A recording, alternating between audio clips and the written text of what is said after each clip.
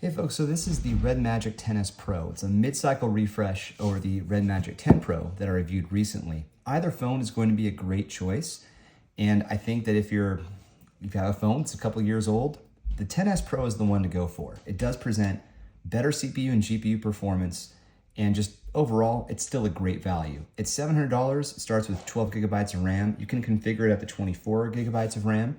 Of course, the price would then be higher, and it comes in a bunch of different colors. There's actually a white one where the back is white instead of black. I think that one looks really cool.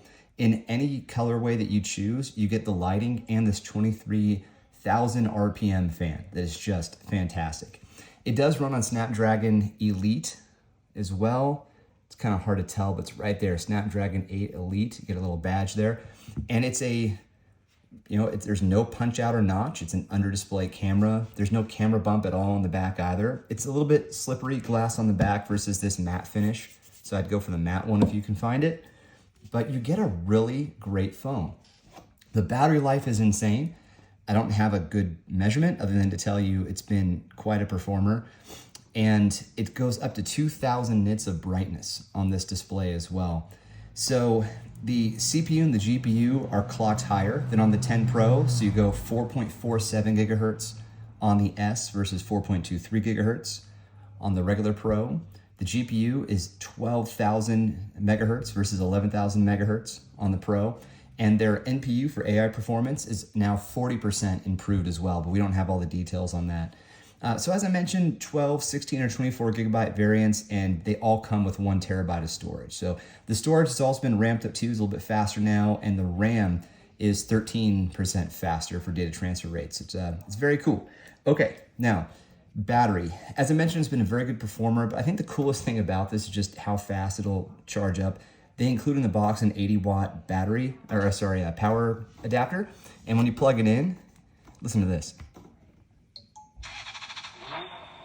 I think that's so cool.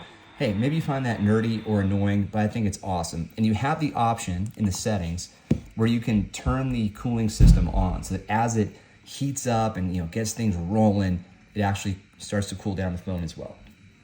Okay, there is a vapor chamber as well as liquid metal applied to this thing. And as I mentioned, a 23,000 RPM high-speed fan. You have a lot of control over that fan, surprisingly.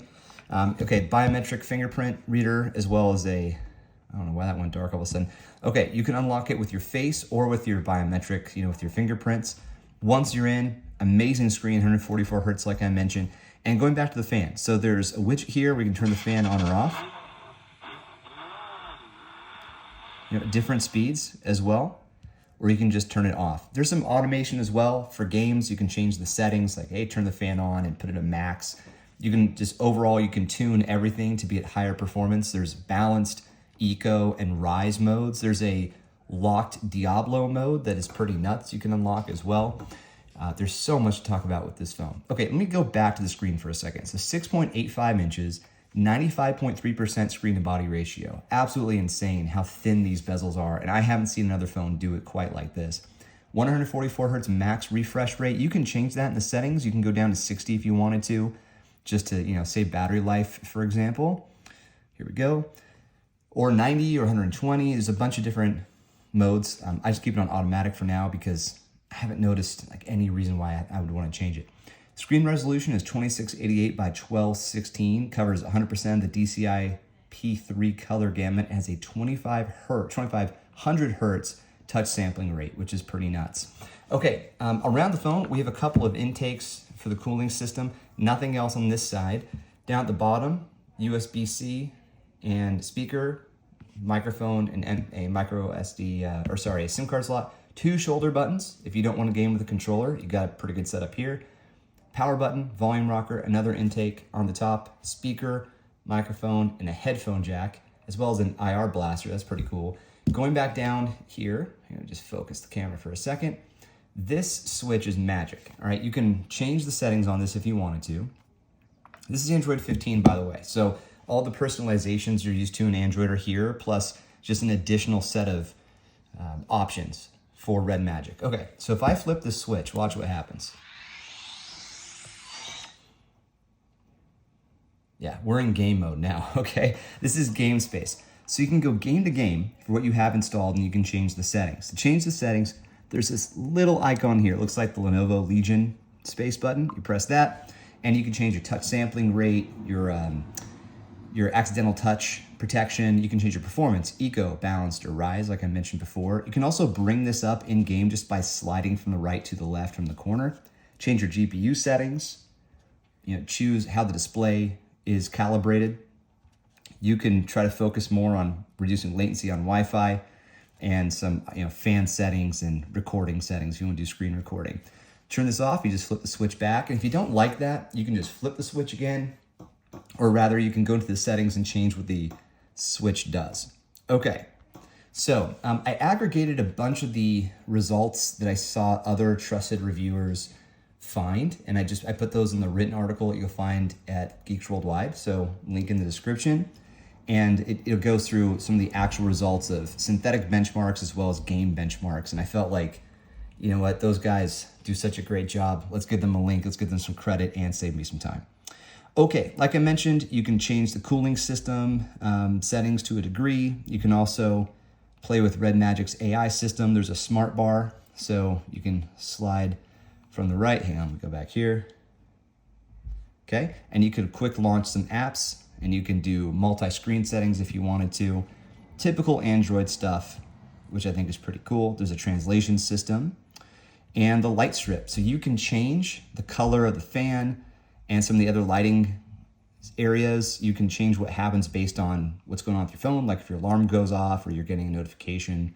And you can change your lighting mode here too. You can change the color like I mentioned, and when things light up. It's pretty robust.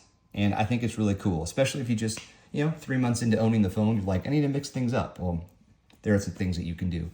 Okay, I'm gonna show you video now of some game testing. Now, I'm not much of a mobile gamer. I don't like Android games very much. I feel like they're, like knockoffs of the real deal.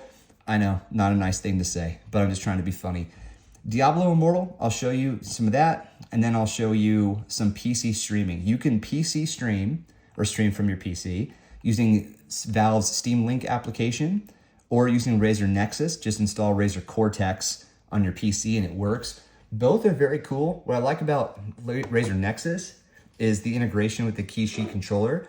I also like that you can orient the game's resolution to your phone's resolution, rather than sticking to the resolution that your desktop monitor is calibrated to.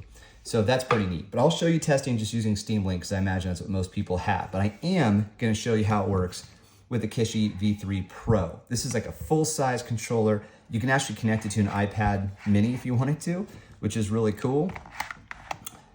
And here it is. Get it all connected, turn it on, bang, and we're off and running. So yeah, enjoy those little video snippets. And guys, I hope you find this whole thing helpful. I love testing these things out, and phones are kind of newer for me to be reviewing. It's been a long time since I've reviewed a phone other than these Redmagic phones, and I'm starting to get that itch. I think it's time for me to switch phones to the Redmagic, and yeah, I'm really grateful for the opportunity. So, okay, enjoy the videos. Thanks, guys.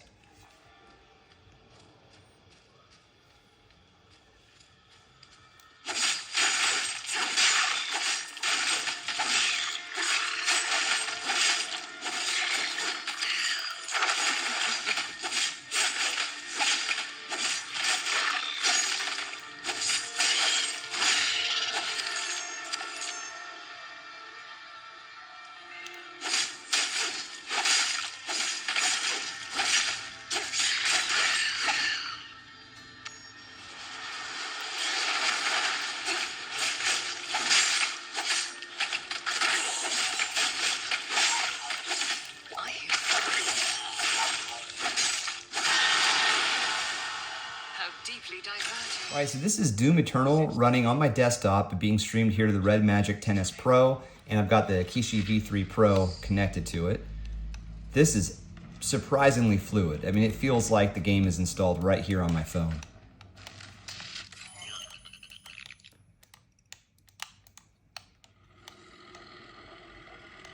I haven't played this game in a while, and I don't quite recall what I'm supposed to do. Let's just go shoot some bad guys.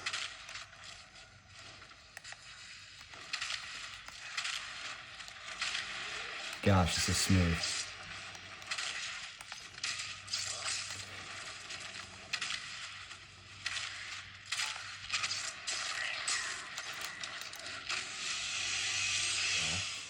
Now, my network, I've got Wi-Fi 6E. This phone supports Wi-Fi 7. This is early in the game, so I don't have, kinesis or stasis or any of the really fun skills. Tools, I guess. But I do have my plasma cannon, and that's really all I need.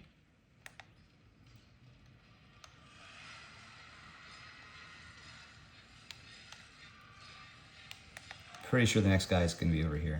Oh, boy.